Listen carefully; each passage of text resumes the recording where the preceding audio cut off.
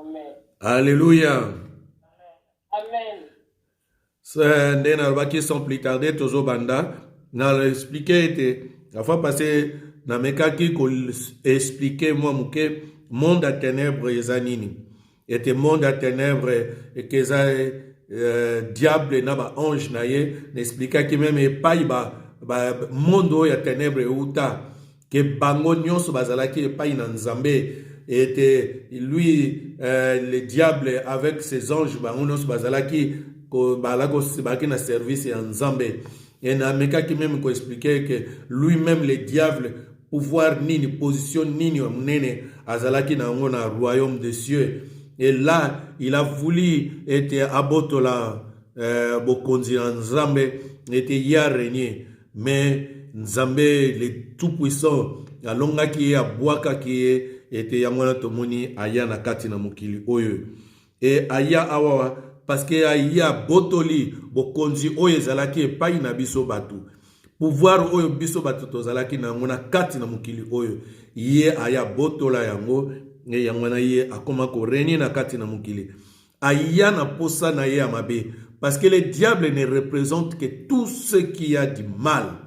Foto ye ba yango oyo nyonso ya malamu eutaka epai na nzambe, oyo nyonso ya mabe, tout ce qui nous apporte de malheur, de souffrance et de douleur, nyonso oyo ya mabe yeba yango ete eutaka epai na Satan.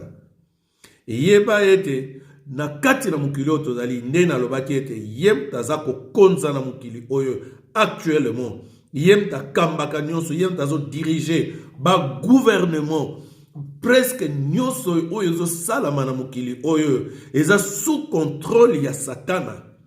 Toyebaka yango presque nyonso oyo eza kosalama na mokili oyo eza sous contrôle ya Satana. Ete yeba ete to Satana akonzeraka biso bana na nzambe komba nguna na ye. Et Satana d'ailleurs il n'aime personne, même oyo baservaka po na ye moko, parce que même à to servir diable na suka il te détruira, parce que balobi ete l'ennemi ne vient que pour voler, détruire et égorger. Il est là que pour faire du mal aux êtres humains. D'une manière ou d'une autre, olinga, tant que tu vis dans ce monde, osa en contact avec ce monde de ténèbres. Bisika to salaka, na bisika to liaka, na contact to salaka na bango, na distraction na biso, dans presque tout. Na bilamba to lataka, na domaine presque nyonso, yeba ete munguna azana pouvoir, azana impact, azana contrôle mokobo. Que tu le veuilles, que tu ne veuilles pas, diable a un contrôle na presque na nyonso, directement ou indirectement. Presque je peux dire presque directement, parce qu'il influence presque nyonso oyo salama na mokili oyo. Alors j'étais en train d'expliquer diable d'abord et naba ange na yewana déchu, donc que nous appelons aujourd'hui des démons. Toyebango que c'était des anges. Balaki bango nyonso na likolo. Bango baza na corps lokola yo na ngai te. Baza ba esprit. Esprit ba monaka ye te na miso na bato boye. Esprit okoyoka ye te parce que aza na esprit okotouche ye boye te. Parce que aza na corps lokola ngai na yo te.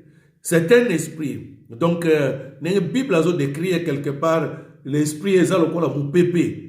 Vous allez sentir quelque part mais jamais au komona yebo, jamais au toucher. Mon pépé d'abord ce que tu le boko, là vous allez sentir mon pépé ça ko toucher le boko, mais l'esprit on ne le voit pas. Mais le diable qui est esprit avec ses démons ba yena kati na mokili oyo. Ils veulent influencer la vie de ce monde comme ils influencent maintenant. Mais comment bakoki ko kota en contact na mokili oyo pour pas influencer nyonso ezosalama na mokili oyo na tango na lelo? Comment? Parce que alobaka lokola biso bato te, azana monoko te ke ya koloba, po biso to yoka oyo diable aza koloba na biso, azana maboko te po bana ko beta biso ba fimbu, azana nini ya koyi kosala po na biso directement te po tozala en contact na ye. Et comment est-ce que le diable akoki ko accomplir ba œuvre na ye na kati na ba œuvre na ye na préciser ya mabe na kati na mokili oyo, ce n'est que à travers les hommes, à travers biso bato.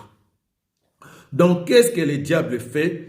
Il entre na kati na ba vie ya bato, ba démon ba yaka na lo bate que le diable lui, il est comme le prince mukonzi na bango, il est leur chef. Nene explica qui na explica qui la meka ko expliquer moi muke na lo bate te ezabi loko moko ya domaine moko ya démonologie que ça ne nous concerne pas. Dieu n'a pas trouvé important to eba yango, mais monde wana est vaste. Ils ont leur prince, le diable, et il a aussi ses autres princes comme ba ministre nae. Oyo ba dirijaka presque tous les départements nyonso oyo salama na mukili oyo. Il y a des princes, il y a des démons, oyo ba talaka makambo ya politique, oyo ba talaka kaka ndenge makambo ya finance, oyo ba talaka kaka makambo oyo.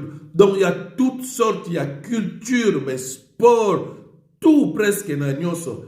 Eza bakabola kabola et bazali presque partout na monde entier, bazali na likolo, bazali awa na mabele, bazali na mai, bazana presque nyonso, presque partout na ba domaine nyonso bazako contrôler.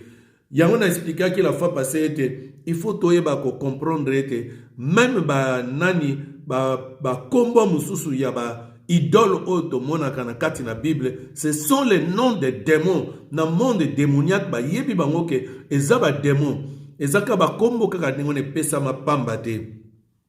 Donc voilà un peu ce que j'étais en train d'expliquer que diable ba démon ba koka bango mon côté directement ba influencer vie oyo eza na kati na mokili oyo, parce que ce monde eza matériel.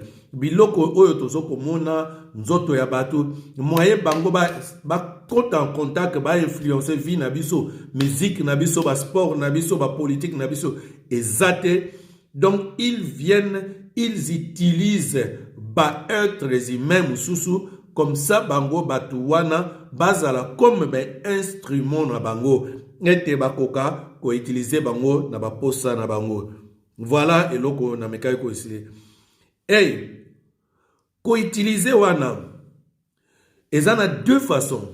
On meka toujours souvent on a remarqué qu'il y a toujours deux ezana batu mususu na kati na mukili oyo, parce que batu wana za kolobela ezate ke batu wana ba uta na lola batu oyo diable na ba démon na ye ba utilisaka, ce sont des autres comme yo nangai. Ça peut être tes amis, ça peut être collègue na yo à travail, ça peut être un membre de ta famille, ça peut être un de tes parents, un de tes enfants, un de tes frères, tes soeurs. Donc diable a utilisé mutu nyonso oyo, mutu nyonso te a utilisé bato oyo bazana kati na mukili oyo yo. Bato wana ezate ba extraterrestre, bato wana bazala kaka te na ba famille ya bato mususu, parce qu'on ne voit que les diables dans d'autres chez les voisins.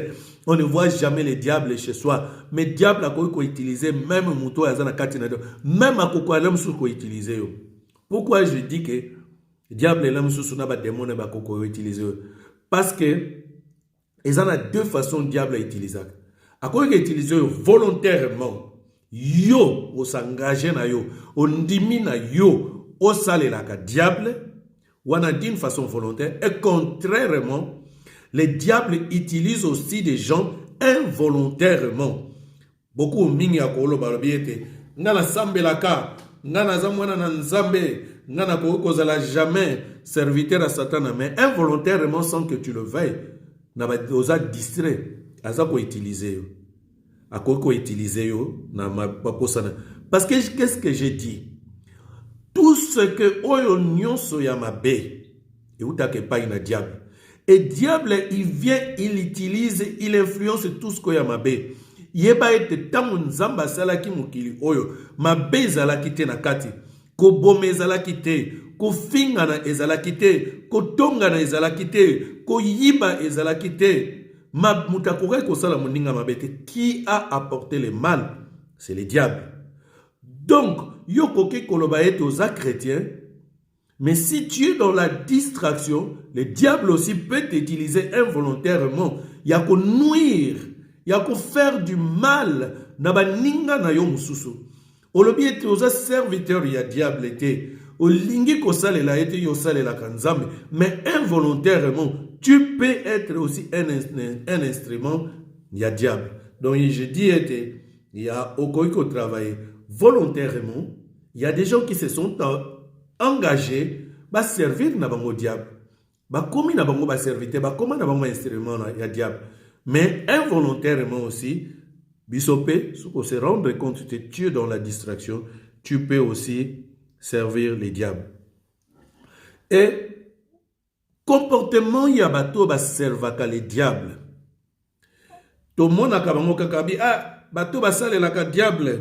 Eza bato mabe. Romona bango mutu wana zalaka na bizalele mabe. Na mekaki un peu ko expliquer la fois passée. Comportement ya bato ba servaka diable dépend du démon oya zana kati na ye oya zako influencer vie na ye. Je m'explique. Ezo ko dépendre nini. Na expliquer que la fois passée était ba démon baza toutes sortes ya ba démon. Il y a des démons au bazana méchanceté. Ezana ba démon mususu bazana bango na méchanceté.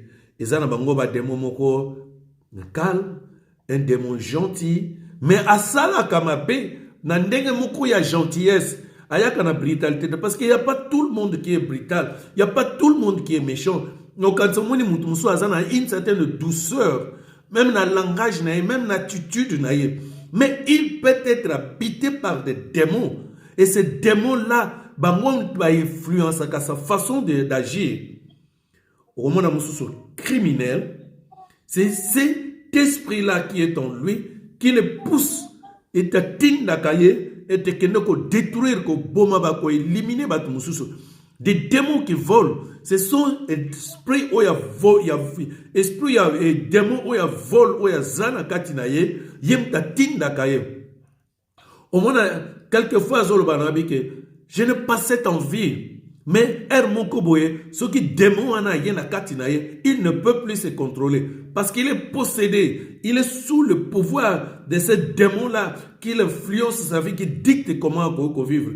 Et ça, il vit dans l'impudicité. Il ne peut pas se retenir. Comment va conseiller au lobby? Mais ce que toi tu fais est mal. Et puis oui, mais après demain, il retombe. Il retombe toujours. Parce que le démon qui est en lui, c'est lui qui le pousse à vivre vie wana no lenge à se comporter ba action naie, ba attitude naie, ba langage naie. Donc par là, démon oyaza ko konza, oyaza ya méchanceté, a ko pousser mon méchanceté. Ezana bat mususu, bana mibale mususu, soka za ko landa mwasi aza ko tia mwasi to yolobi, yango basi nyos neni bandimaka ye. Mwana mobali o naza sur kazana kisi. Il y a d'autres bazana kisi. Mais l'esprit de destruction, il n'y a pas si. L'esprit à séduction, où il y a katinaye, qui est en lui. Tant que cet esprit ne sera pas enlevé, il sera toujours conservé. Mais ndenge yo baby saka toujours bana basi le local le lobi mina mwasio, lobi mina mwasio, basi on peut nous baboya ka ba ndima yo ka. Mais cet esprit qui est en lui, tant que cet esprit continuera, Rokama, Bolobi Kazrana kisi te. Mais esprit wana, pesakaye maloba, pesakaye pouvoir moko, et quand il te parle, on se sentit charmé. Ce type-là, il n'est pas méchant. Oh, aza beau gosse, oh, aza charmant, oh, il est qui, oh, nani. Non, c'est l'esprit qui est en lui qui le pousse. Il y a des gens qui sont impudiques. Maloba il y a salité à sauter ton dans mon okonaï ayoka sonité. Des gens comme ça, c'est l'esprit qui est en lui. Et il y a la bat mususu insolence moko soka bandiko finga yo bandiko sosola yo. Na babete langa le solo ndeko moko abi ndeko wana mutano bete le solo ngabi soko tali ndeko wana azani na bote azana loko moko te me batwa banga kaye pour monoko azana ngo. Et c'est des gens comme ça au kansango pambate. Ce qui azanengwana, c'est l'esprit qui est en lui qui le pousse.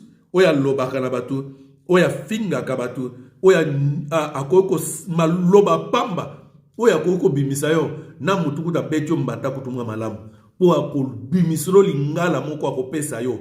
C'est eux et ça. Donc le comportement de chaque personne dépend aussi de l'esprit qui est en lui.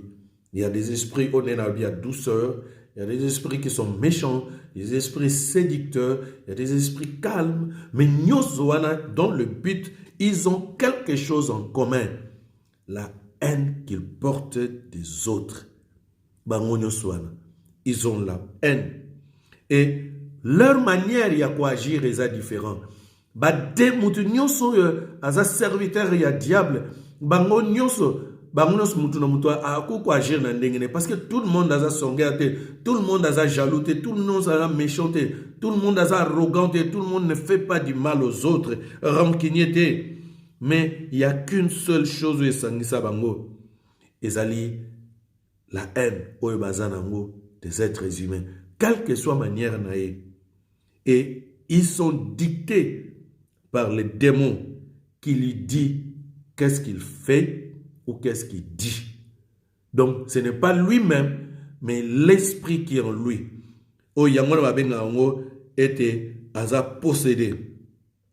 Donc, tout le monde un peu, parce que je constamment ce qui m'a poussé quelquefois à parler de ceci.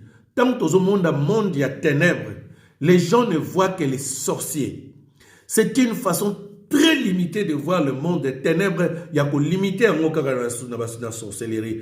C'est vrai que sorcellerie, et ça m'a cassé dans le milieu de africain. Mais le monde, il y a ténèbres, il y a même au milieu de africain, n'agit pas quand il y a sorcier. Parce que mon union sur le dans le monde, il y a ténèbres. Ils ne voient que les sorciers. Ce ne sont pas que les sorciers. Moi, je prendrai l'exemple,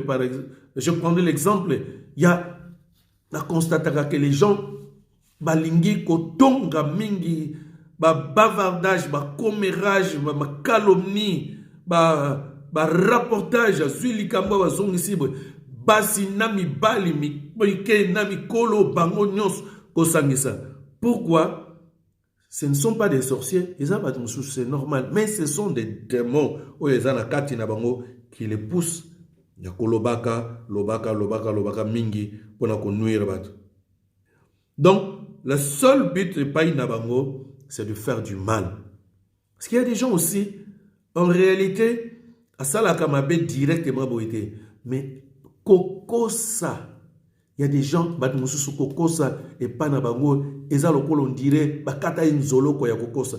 À cause, ce qu'on a causé, il faut di makaka. Yozo monango normal, mais il est possédé par les esprits mauvais. Mais pour les démons qui sont dans le monde de l'esprit, il y a comment en contact dans le monde matériel où il y a bisobatu. Comment cela se fait-il? Pourquoi bakoki kokota na vie à mutunyon sauté? Non, les démons ba utiliser tout le monde. Les démons ba utiliser plusieurs personnes, sauf les chrétiens. Un moine en Nzambe, un vrai chrétien, les démons ne peuvent pas l'utiliser. Démons akoya na katina été. Jamais. Les démons n'utilisent que les païens ou alors s'il s'appelle chrétien, mais je vais l'appeler un chrétien charnel qui vit encore dans le péché. Le diable peut encore l'utiliser. Mais un vrai chrétien, le diable jamais à utiliser. Mais comment les esprits oyoyo, qui est des esprits, peuvent utiliser et utiliser? Qu'est-ce qui fait cette différence entre diable à utiliser, démon à utiliser l'un ou utiliser l'autre? Il y a deux moyens, deux étapes où ça a été mutu à comment connecter na esprit mabé. Première étape, ils allaient disposer, ils allaient disposer. Au moment où par exemple maladie au nez, il y a coronavirus. Et ça, la maladie, et ça, la bat mosusu, ils sont disposés que ne balbaka, ne biso ba, na la ki na place musala bien, oh yo so collé déjà, yo bazubenga yo za na risque groupe. Donc biso toza na groupe moko ya bato baza na risque facilement ya ko attraper coronavirus parce que âge comme avancé. OK, c'est comme ça aussi dans le monde des ténèbres. Les gens bato oyo, ils sont prédisposés déjà facilement quand à zuika occasion et que démon aye facilement dans mutuandengwana, il est disposé que démon kotane. Qu'est-ce qui prédispose bat mususu que facilement bat démon ba kotana katina bango? Un, ils ont dépendre du caractère de la personne. Il y a des gens, il y a la jalousie, oye wuti et pas une démon, mais il y a des gens déjà na katinaye déjà, azaka très jaloux na baninga mususu. Et mutuandengwana, il est déjà prédisposé na ba démon ya mabe, ba ya na kati parce que mutuandengwana comme il est tellement jaloux des autres, mutuandengwana ba démon facilement peuvent l'utiliser pour nuire parce qu'il est jaloux des autres, il n'aime pas les autres, des gens comme ça sont déjà prédisposés, même s'il n'y a pas encore de démons, facilement quand opportunité est allée, les démons peuvent facilement s'installer dans sa vie et venir habiter. Parce que être connecté avec les démons ou en liaison, il travaille avec eux ou démon vandi na katinaye. Je vais expliquer ça après. Mais d'abord, ça dépend du caractère ya batu. Mutandengwana zaka déjà jaloux. Mutandengwana facilement. Nazui quelques exemples. Je ne dis pas que caractère, car la seul caractère na monia mabe ezaka ba jalousie. Ezaba caractère ezé belé. Mais je n'ai pris qu'un exemple. Et tu na caractère otoko kozana nango. Donc mutandengwana lokola zana ba caractère ma bé déjà na l'habitude que caractère malam ba caractère ma bé comme la déjà na ba caractère ma bé parce que le diable aime place pour soto ezali ma bé ezali, c'est là où lui il s'installe facilement, il peut opérer. Donc voilà justement muto azana caractère ya ma bé, il a déjà cette sémence ya munguna ya diable déjà en lui. Comme il a dit la sémence ya munguna, facilement les esprits mauvais peuvent facilement baya kokota na vie na ye. Il ne faut que les moyens justement pour prendre le contrôle ya bomo ya mutandengwana. Deuxième chose, les envies. Oyebi, mutumso a cause na caractère à ma bête. Mais azara tellement azana ba posa ba mingi.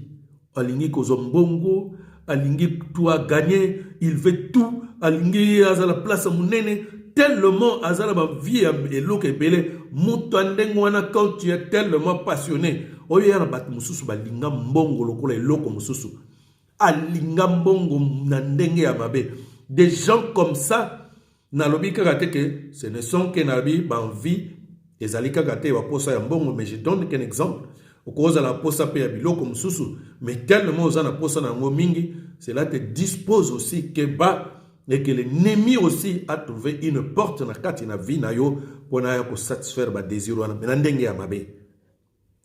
Et troisième chose, oeza indépendamment à batu, mais c'est là ils a risque pour na biso nyoso ndenge to botama, ce sont nos familles. Et ça na ba famille to botama, souvent nos familles na tangu ya kala, ils ont eu des pratiques oezala qui mystiques, oezala qui démoniaques, oezala qui ce qu'on appelait la sorcellerie. Et elle a qui tourne à kati na ba famille na biso. Et supposons que tu as un parent ou azalaki na misala wana ya mabe, azalaki na ba pouvoir wana ya ténèbres. Facilement cela dispose aussi bino bana na ye. Non pas que ses enfants, même son épouse ou son époux, parce que vous bobanaki kosangana na ye nzoto, et que facilement, comme il avait l'esprit mauvais en lui, et facilement, et koki kozona partenaire, to et koki kokende na bana. Voilà, donc, ezana biloko mususu, Non pas que bana bazalaki na caractère na mabe, mais cela dispose parce que et wuti le mususu na bakoko et kiti na ba parents et keindengwana. Cet esprit-là va pouvoir oyo bazalaki bo kotisa na kati na ba famille et ko continuer leur mususu ko perdurer et na kati à moins que pour couper chaîne wana ou couper lien wana ndenge na lobi. Ce seul moyen, c'est de devenir un enfant de Dieu.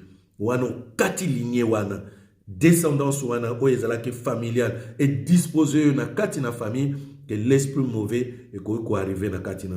Donc sachez que mutu nyonso ndenge azali wana vie, il est susceptible ya koala conduit par les démons volontairement ou involontairement. Donc toye bayango. Et comment bato oyo bazalaki dispose prédisposé na ba caractère na bango na ba envie na bango to na famille ndenge ni na abotami, comment directement démon azoya kokota na kati na vie na ye. Ah, ça est comme la deuxième étape. Le problème, il faut toyeba ka ba fréquentation. Qui est-ce que tu fréquentes? Oyebi na monde ya lelo tozali awa ezala bato musu to liaka na bango to vandaka na bango oyebi bango malamu te. Ce sont azana misala ni ya mabe. Tangu yoza na disposa prédisposé. Nazwaka exemple ne na lobaki ya ba maladie. Yoza déjà ozana ma anticorps ya bien te. Et que tu t'approches à quelqu'un ou aza par exemple na maladie moko boy et que maladie wana eza maladie moko contagieuse, facilement tu peux être contaminé. Donc la même chose tant que yo a déjà na ba prédisposition et que le caractère non a envie na yo na to na ndenge ya famille na bino bozalaki déjà na lignée na bino babiloka mabe ezalaki ma misala mabe ezalaki to ba contact ba na rapport na ba monde ya ténèbres. Facilement quand tu fréquentes milieu moko oyo pouvoir wana eza ko sala be esprit wana eza ko opérer facilement que tu fréquentes. Ezaka na ba milieu kakate ke o camarade yo fréquentaka. J'ai appris une histoire un jour. Quelqu'un qui a été envoûté d'esprit mabe kota na kati na vie nae, c'était où? Na kati ne kala. Parce que akendaki a se retrouver na monde ezalaki milieu moko eza fréquentable et pour na bana na nzambe. Et lui, il avait des prédispositions en lui. Et que millions ezalaki mabe et il y a quelque attraper l'esprit mabe ou ezalaki na kati nae. À part nena bien ba fréquentation, ils ont un milieu. Combien de gens donc première chose ils ont ba fréquentation, le deuxième ils ont un milieu. Au fréquentation non ba tout mais place au ko vanda. Ils ont la place mususu OK. Il y a même quand tu habites, même des quartiers où nous habitons, quelquefois tu as pas na nzambe, senga ke loko moko to bonde la quand toute chose. Ozo ke ni musala place ozu musala, nzambe sunganga musala onazo ke ni place ozo ke ni musala. Nazala nakutana na misala ya mabete parce que okubiloko wana même na ba milieu ya misala. Troisième point, ezali ba héritage, surtout na lobaki ya problème ya famille. Il y avait déjà des prédispositions na kati na famille na bino bosalelaka et faut faire souvent attention. Le constat na sala et na batu oyo bazalaka na misala mabe. Souvent surtout oyo bazana sorcellerie, il aime toujours l'enfant qu'il aime. Il a concédé mayele wana. Il va toujours essayer à concéder mayele wana et pas ya mwana oyo ya lingaka mingi. Et il faut faire attention. Donc ce qui yo ozana yesu te na kati na yo facilement bakoka ko tikela yo mwa eloko wana mwa mayele wana. To ba esprit wana ezana na kati na yo. Voilà un peu en quelque sorte comment nini mutu nyonso ba esprit mabezo akaete. Mais ça la bat oyo baza prédisposé et aza prédisposé et ça lokola il n'a pas d'anticorps et il se met na ba disposition moko ko fréquenter bato ko vanda na milieu moko to na familial biloko andengwana esprit mabe ekoki koya na kati na ye. Mais côté mususu na ngana expliquer le susu na ba esprit mabe comment ndenge be utilizaka bato. Ba esprit mabe utilizaka susu na deux façons. La première façon, où ils ont vraiment nabiso africain, souvent ce sont les blancs. Et il y a la mundele eleki mayele ya mutu mundu na. Mais en réalité, ils ont mayele na mundele eleki ya mutu mundu te. Mais la seule chose que les blancs ont essayé de maîtriser ce monde de ténèbres que bisoto maîtrisaka yango te. Na ko expliquer pourquoi. Na lobite que en Afrique le lope mayele oya mabe et comité no maba komi ko maîtriser yango lelo. Na premier groupe bateau baza utilisé la puissance, en réalité, ce ne sont pas bango ba diable a utilisé bango, oui, a utilisé bango d'une certaine manière.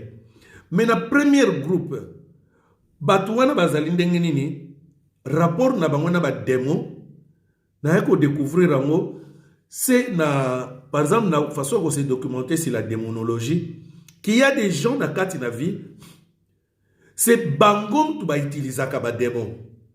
Au lieu que les démons va utiliser bango, mais ces gens-là utilisent les démons. Comment? Bazana ba pouvoir na bango et na niveau wane est très dangereux parce que batouana ba s'engager dans le monde des ténèbres. Basala ba pacte dans le monde des ténèbres. Basala ba alliance dans le monde des ténèbres. Donc ba kota vraiment en profondeur. Et des gens comme ça, ils sont en contact avec le monde des ténèbres et ils invoquent ceux qui, par exemple, n'ont pas pouvoir, azana démon, oyo bachana disposition na ye. Il invoque ces démons-là. Il y a un qui expliqué que la fois passée, je ne l'ai pas prendre en boyete. Je l'ai appris dans science la démonologie. Ils sont là, ils invoquent les démons. À bengi démon, démon à yé apparaître.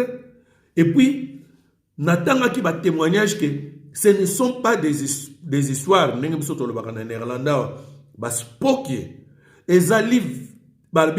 ces gens-là témoignent que quand l'esprit est yé, on peut sentir qu'il y a une présence manifestation dans ngopé et ben nous sentir que apimi atoko monate nous sentir qu'il y a quelque chose et ça ko sala manakati na ndaku ou des choses qui ont bougé ou sentir que nini il se manifeste. Alors toi na ben vocation na bango ba salaka oyo démoniaque a invoqué ndengwana esprit wane bimi et il lui demande ce que lui il veut. Ni a esprit wana je veux ceci. Nazana pose lokoyo et les esprits mauvais le font pour lui. Voilà Batouana. Batouandengouana, ils ont fait des pactes, ils ont fait des alliances avec le monde des ténèbres, dont les esprits mauvais. Ateka amnaye. Batandengouana, basenga ka mingi, omona senga richesse, senga sous succès, on s'engage sous gloire, on s'engage sous honneur, on s'engage sous force. On s'engage sous makasi, mazon wapi na monde ya ténèbres. On s'engage pouvoir, sous basenga bayele intelligence.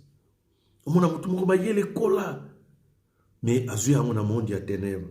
Donc a invoqué l'esprit wana et yena kati na ye.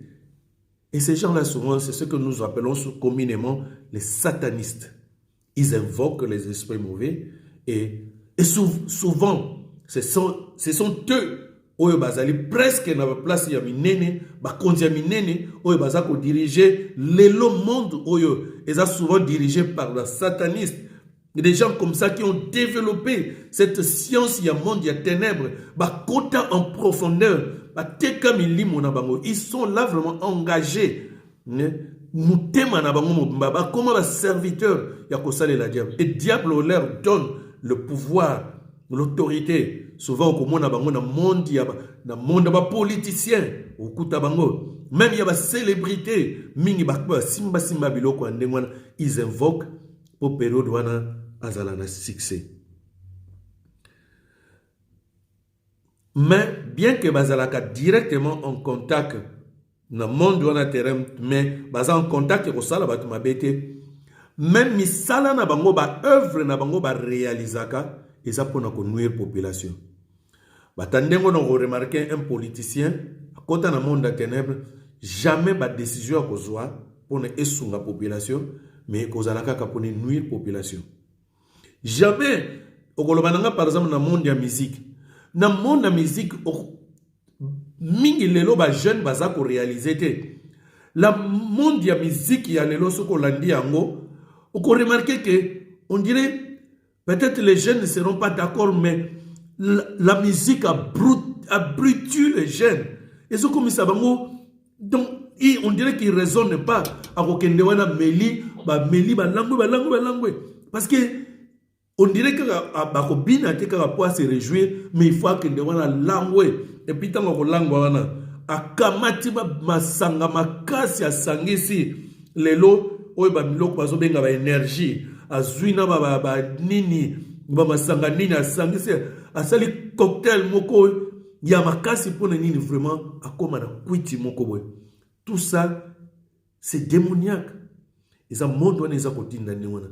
Monde mingi na abi que le diable contrôle ba sport, ba musique, culture nini, même l'habillement.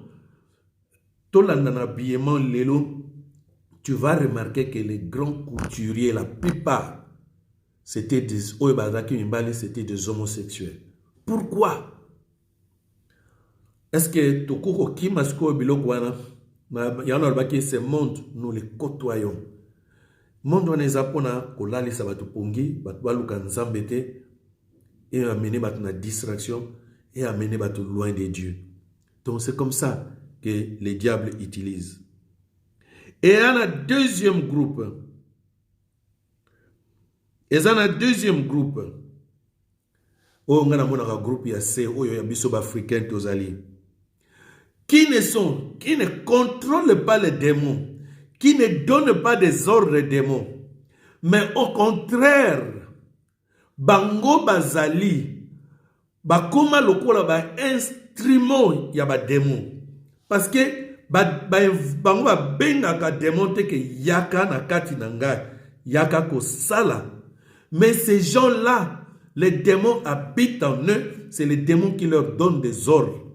Au lieu que ninge groupe ali boso na biete bango ba commandaka na ba démons, mais groupe ami balé c'est eux qui se font commander par les démons. Batandeng wana yana baki mona mutu munga mobula salité prostitution ça kaka soko esprit wana ye comme ko yeko luka mibali to comme luka basi pamba ba sorcellerie okuta ba sorcier okuta bango na kati wana matongi. Donc kaka na kati wana baki parce que le monde des ténèbres ne contrôle pas que les sorciers. Ce n'est pas que les sorciers. Il y a aussi des gens, tous ceux qui font du mal. Akotonga, finga, yiba, toutes sortes il y a mabé. Ils sont contrôlés par ces esprits inexplicables qui les bosso. Donc démon aïe, yem taza ko dicter. Tu fais ceci, tu fais cela. Yom tokoloba boye, yoko agir boye, et lui il ne fait qu'exécuter sa volonté na yemoko ezamai. Il fait la volonté de ces démons là. Contrairement à biso ba chrétien, il y en a dit que ce n'est pas possible que les démons viennent agir dans les chrétiens parce qu'il y a l'esprit de Dieu qui est en eux. Il y a mon anem te tinda ka ba chrétien ba sala oyo nzambe alingi. Il y a un vrai chrétien. Il marche en esprit. Qu'est-ce que signifie marcher en esprit? Il marche selon le Saint-Esprit. Azako révélé quel est oyo posana nzambe. Aloba nini, asala nini, a réagir ndenge nini. Ce n'est plus yamona Bible alobi. Si je vis aujourd'hui, ce n'est plus moi qui vis, c'est Christ qui vit en moi. Volonté na ngamongo ekufi. Contrairement na batu oyoyo. Ba serviteur ya diable, ba volonté na bangote mpe salaka, mais c'est la volonté des démons. C'est la volonté ya démon oyo bazana kati na bango. Alors bango ils agissent directement dans ma vie à batu. Bango contact na bango directement. Donc les démons qui entrent en eux, azotala par exemple abi ils sont wana mutu aza pene na ye. Alingite mutu wana avancer. Parce que Ils ne reproduisent que la haine qui est dans leur maître, le diable. Il n'aime personne. Il veut faire souffrir tout le monde. Azota na pembeni na ye, nani oyo alingi avancer pour ko bloquer, ko empêcher bato ba bala, ko empêcher bato ba bota, ko rendre bato malade, ko rendre bato pauvre. Donc il est là que pour ko nuire, na mayele na ye, ezala na yela butu même na moyi. Ezala bato mususu quand tu as akoya olinga ko bala ke atie songi na kati na mina tie mobulu na libala no panzani. Ezate ko na ndenge ya butu. Na ndenge ya moyi. Ils agissent aussi. Les esprits mauvais, ils ont pour détruire, pour baby sabato. Et ils ne veulent pas que les gens soient heureux. Le bonheur des autres, et ça la kabango, leur font mal. Ils veulent que tant yo souffrir. Et souvent les gens faire souffrir yo. Et loko yo salaye amabe, ezalomote. Mabe yo salaye ezate, mais parce qu'il a la haine du diable en lui. Et comme le démon qui est en lui le pousse comme ça à faire yo du mal, il n'est là qu'à te nuire. Quand toi tu es heureux, et lui il ne se réjouit pas. Et na ba influence, il y a ba démon. Il y a deux sortes d'influence. C'est vrai que les gens qui ont une influence que diable a yakate na kati na vie na ye, mais lui il commande les démons. C'est pas le diable. Le diable c'est lui, il est leur tête. Mais leurs démons, ils commandent aux démons. Mais deuxième groupe, ils ont Oyo, il se fait commander na ba démon. Et dans le groupe wana, il y a un deuxième bakoko kabola bango susu na deux groupes susu. Et ça na batu susu qui sont totalement innocents et bato baza coupables. Un premier groupe na baki les démons ils viennent en eux. Oyo bazanini, ce qu'on appelle les possédés. L'esprit mabe yana kati na ye dicta kaye oya kosala.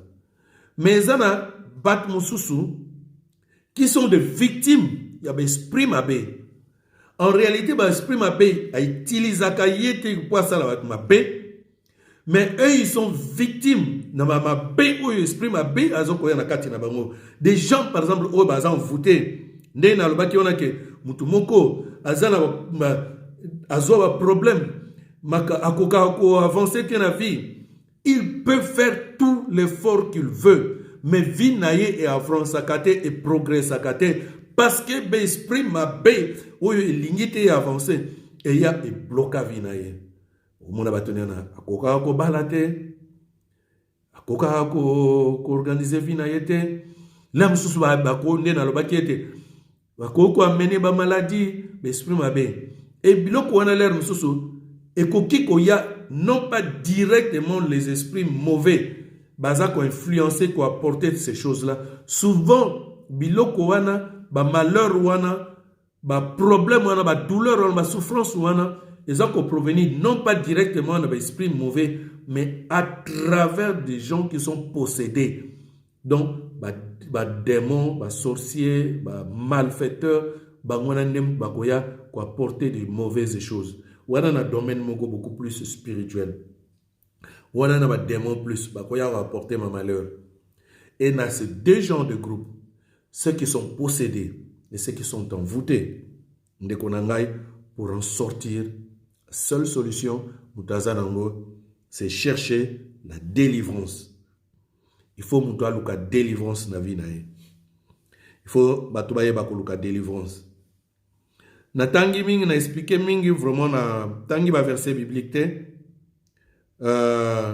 na linga ki ko tangi la bino un verset biblique.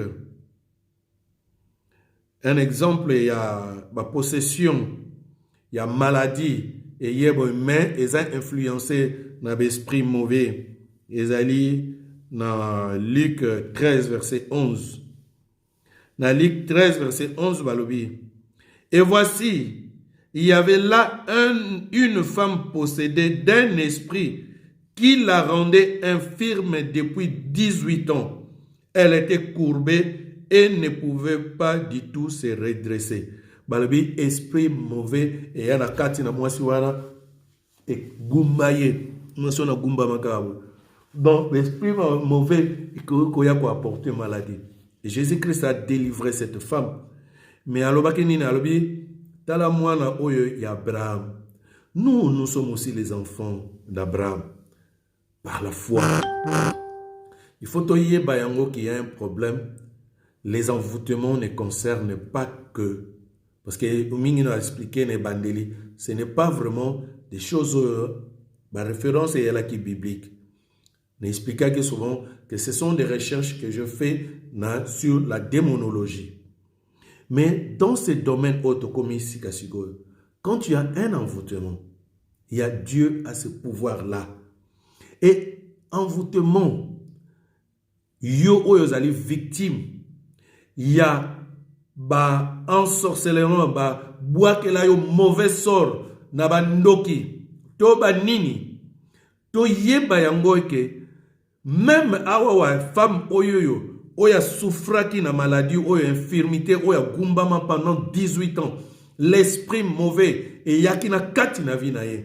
Mais to moni awa Yesu Masia a délivré et Yesu Masia na verset 16 na chapitre Luc 13 verset 16 alobi oyo mwana ya Abraham. Donc même yo za chrétien tango zoko tambola malamu te keba yango ke le diable est capable de t'envoûter aussi toi. Nalingaki vraiment ko kende musika pendate. Nalingaki nasuka awa. Nalingaki nasuka awa sur les envoûtements. Il y a un texte, et ça la carte dans la Bible, que beaucoup de serviteurs de Dieu utilisent, lisent assez souvent pour illustrer l'envoûtement. Na vie envoûtement, il y a esprit mauvais, na vie na vie bateau. C'est souvent dans l'histoire de Balaam. Na histoire de Balaam, balobi na biso, roi Balak, roi Amorin, a sepela ki te ke bana Israël baleka, côté apeme na mboka na ye. Et a yeba ki puissance o ezalaki na kati na Israël. Alingaki ko combattre bangote armée na ye ba combattre bana Israël. Amona ki ete alonga ki armée a makasi, ba utaki même ko longa la plus grande armée ya Égypte. Abina ko combattre bangote. Il faut na luka ete ba boake la bango mauvais sort. To ebisono histoire oyo malam. Il a invité abenga kinani un grand prophète ya Tangwana qui était Balaam. Na kati na mboka na ya trouvaki mutute oyo azalaki capable de pouvoir maudire ce peuple. Et abenga ki ce sorcier là qui était Balaam, qui était reconnu par sa réputation, par son pouvoir. Et Balaam a établi cet hôtel. Donc, toute sa puissance a pengé une vocation, il y avait esprit naïen. Donc, Balaam était comme quelqu'un qui invoquait le pouvoir où il y a mabé et Yakoka qui utilisait dans ce premier groupe. Alors, il a exécuté au réel en Pessi. A invoqué malédiction pour la bande d'Israël. Mais tant qu'il y a une malédiction, malheureusement, ils ont changé la bénédiction. Souvent, ce que je regrette pour Nangai, beaucoup d'hommes de Dieu ont expliqué cet enseignement incomplètement. Il explique peut-être mieux que moi, mais je trouve que incomplètement. Ils ne vont pas au bout. Il y a histoire wana. Na autant il a bien un verset, on est na bien tanga qui va verser mingité lelo comme d'habitude, mais na autant il a bien un verset oyoyo. Ezana histoire te que place batang ya ngona nombre, ba raconter ma histoire ngo. Mais na autant il a bien histoire c'est qu'on dit de Balaam na Apocalypse. Apocalypse 2 verset 14. Apocalypse 2 verset 14 est le Bible. Mais j'ai quelque chose contre toi. C'est que tu as là des gens attachés à la doctrine de Balaam, qui enseignait à Balak à mettre une pierre d'achoppement devant le fils d'Israël pour qu'il mangeasse les viandes sacrifiées aux idoles et qu'il se livrasse à l'impudicité. Amen. Ce que otangi kaka histoire ya Balaam soukeli yango kaka na place bakomela yango na nombre, on comprend que impact ya Balaam ezalaki nini. La Bible ne voulait pas ce que Balaam balobeli kaka balobeli même dans l'Ancien Testament, à part le livre nombre na monaki susu na livre na peut-être na prophète ni na lobela susu histoire à Balaam na Nouveau Testament on en a parlé. Qu'est-ce qu'on retient de Balaam? Que akoka qui non pas akoka qui maudire mana Israël te. C'est ce que j'ai expliqué avant que ndoki azana pouvoir tel kolo ya bana na nzambe malédiction mon côté, ni la malédiction ni l'imprécation ne peut rien contre Israël. Mais cela ne s'arrête pas là. Histoire est soukawanate. Toi, enfant de Dieu, devant puissance où il y a monde, il y a ténèbres, il y a aux vulnérables. En quoi? Balaam l'avait compris. C'est ce que Apocalypse a expliqué à lui. Naza, c'est que j'ai contre toi. Ozana katina batunayo. Bato baza taché na doctrine ya Balaam. Balaam asala kinini. Ba expliquer. En enseignant qui na roi wana ya moréen, Balak à mettre une pierre d'achoppement. Pierre d'achoppement ezani. Libanga pona ko kwisa bana donc a tenter bango. A tenter bango en quoi? Bisot na livre nombre, ba expliquer qui tout simplement que atinda ba fille na yeba moréen ba séduire mi bali ya Israël. Mais Apocalypse a été plus loin parce que la Bible c'est complète. Alors bien était enseignant qui bana Israël balia même ba viande où ils a sacrifié na ba idole et ce qui était interdit dans leur loi. C'est là tout simplement Elingi Kolobani.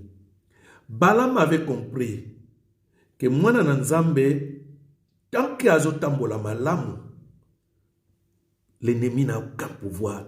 Mondial ténèbres n'a aucun pouvoir. Tu sais, avant, même na yoki ndoki, na bandeki wala, asan ndoki. Maintenant, je ne crains plus les ndoki. Je ne, wana penza, même les ndoki, oyo kolanda vidéo après, je le dis clairement que je ne vous crains pas. Parce que na yebiete, oyo azana kati na ngaza plus puissant que bino. Mais c'est que j'ai compris une faiblesse où veiller les tambouli nanga. C'est ce que Balaam avait compris. Abi, la malédiction, il aussi mbabato te. Mais ce qu'on lingi bato, oyoyo, bazala maudit. Ba kwe yakaka na lisumu, kwe sa bango na lisumu. Donc, quand un enfant de Dieu veille sur sa marche, puisse m'envoûtement, ba force nyon sur la ténèbre, ba sa la coalition na bango ba tata na yo, ba maman na yo, ba belle famille na yo, ba camarade na yo, ba sa la coalition, ba bimalanzela moko. Mais si Dieu est pour toi, ba ko pakata na manzela sambo. Ba sa la ba forger ba toutes sortes ba armes, ba invoquer, ba établir ba cet hôtel ndenge Balaam a établi ça qui il n'aurait aucun pouvoir avec toi. Mais ce qui oyebi ko tambola na vie, une vie de sanctification. Oyebi ko tambola na crainte na Nzambe. La faiblesse des enfants de Dieu devant la puissance, il y a monde, il y a ténèbres. C'est quand tu marches dans le péché, c'est là où l'ennemi peut t'atteindre. L'ennemi a koka ko envoûter yo. L'ennemi a koka ko prendre yo. Yangono mona bana na Nzambe. Bakanganga kutu nazo comprendre tes vies. Change d'abord tambolina yo. Qui m'a d'abord ma sumu? Qui m'a ma bé? Ce qui o yebi ko qui m'a ma bé et que yozana une bonne relation en Nzambe. Tu marches comme ndenge Nzambe alingi. Tu obéis à Dieu. Tangwana puissance wana ba loba ba saka ba nini ba pupola ma puta balancer ba mauvais sort à terre lolenge nini. Même à Tabalubio, au Bible, la malédiction sans cause ni le sans effet. Ba yata na ba cause na bango. Vous savez ce passage-là.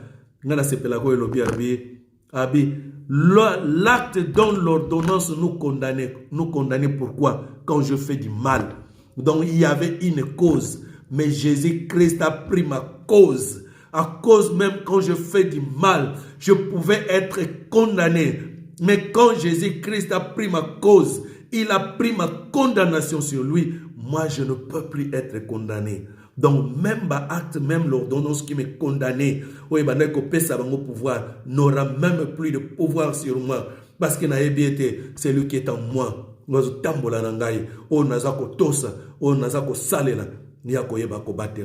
L'ennemi n'aura plus de pouvoir sur toi. La puissance du monde des ténèbres ezali, mais il ne s'exerce que sur ceux qui marchent encore, qui sont loin de Dieu. Ce qui osent à moi dans Nzambe, tu veux que m'envoûtement. D'ailleurs, ne viens pas me dire que n'est pasteur Nazawa, l'esprit mabé et l'atangaye. Ce que je comprends que l'esprit mabé latayo, donc je comprends que tu es encore païen. Parce qu'un enfant de Dieu, jamais là où l'Esprit de Dieu habite en nous. Parce que l'Esprit de Dieu ne cohabite pas avec les esprits mauvais. Mais ce qui m'exprime est en vous encore jusqu'à présent. Aux amours d'Anzambe, vérifie d'abord les tambolina yo. Oebi, les gens cherchent aujourd'hui, il y a un problème dans l'église. Je sais que il y a des grands pasteurs, des grands prédicateurs qui prêchent bien l'évangile. Mais la seule chose, ils se précipitent pour aller dire, bah démon, tu as chassé bah démon. Mais Lucas d'abord, il y a un déco. Lucas n'a pas de vie. Est-ce qu'il y a des choses qu'il faut revoir? Parce que la seule chose, Bible, elle explique l'histoire de Balaam, c'est dans le but, il y a l'acceptation. Non pas que pouvoir et monde à ténèbres,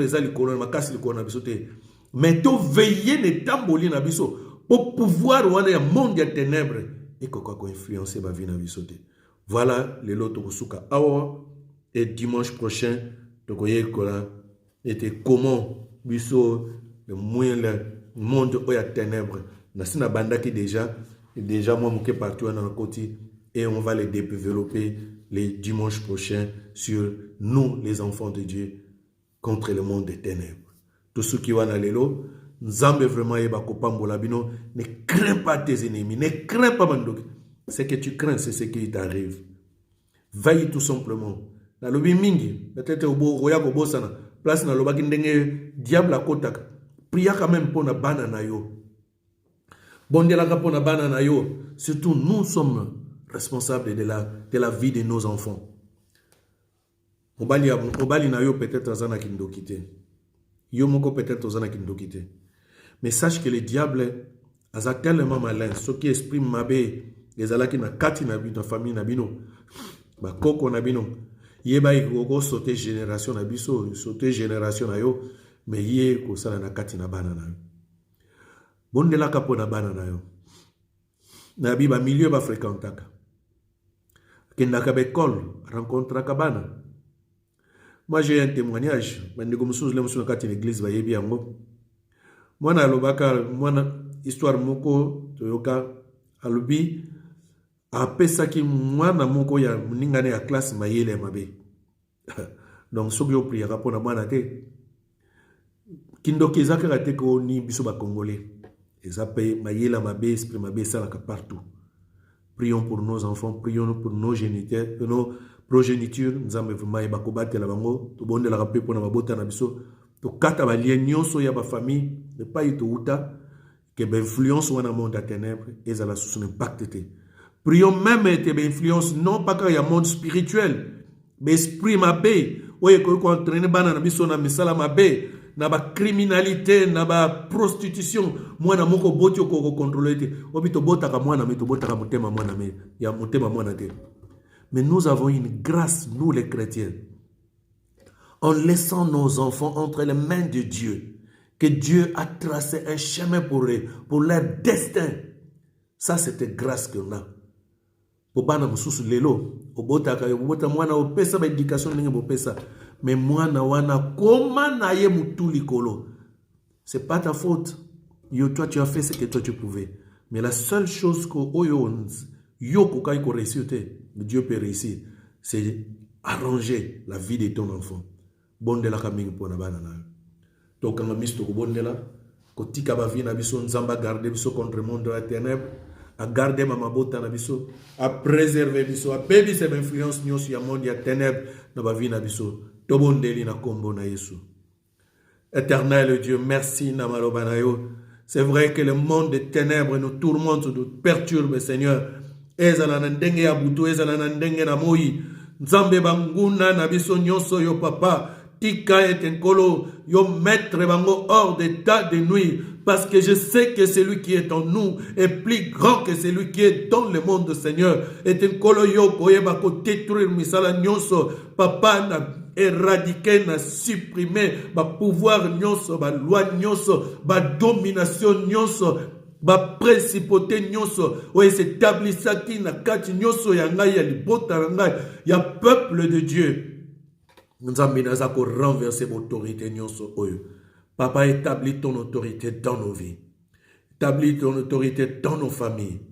Établis ton autorité dans ton église. Parce que tu es Dieu.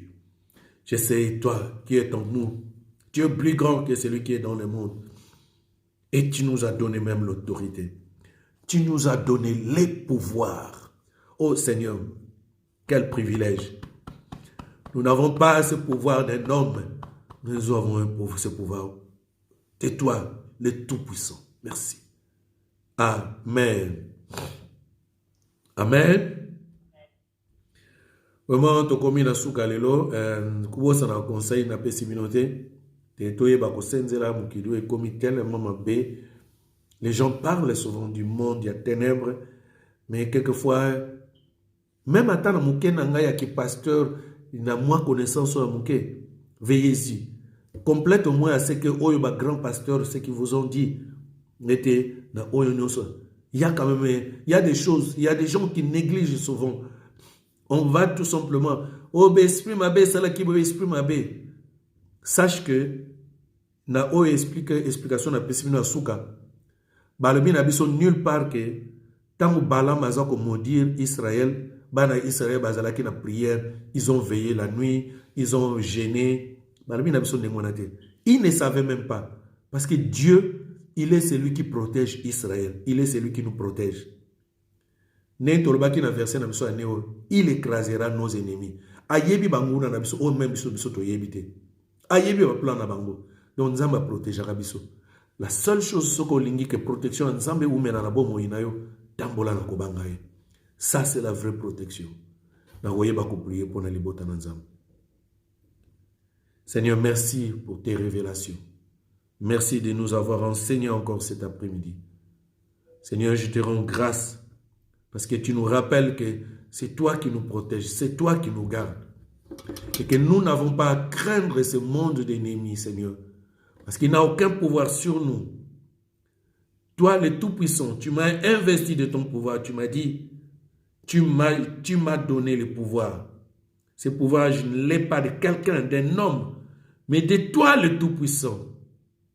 Seigneur, investis-moi de toute ta puissance pour renverser toute autorité, pour renverser toutes les dominations qui influencent encore la vie des enfants de Dieu, renverser tout pouvoir du monde des ténèbres qui influence les santé, les mariages, les familles, Seigneur, le projet de tes enfants, Seigneur, de nos familles. Seigneur, je renverse, Seigneur, parce que Dieu, c'est lui, Jésus-Christ, et tu nous dis, si le Christ vous a franchi, vous êtes réellement libre. Nous sommes libérés de toute influence du monde des ténèbres.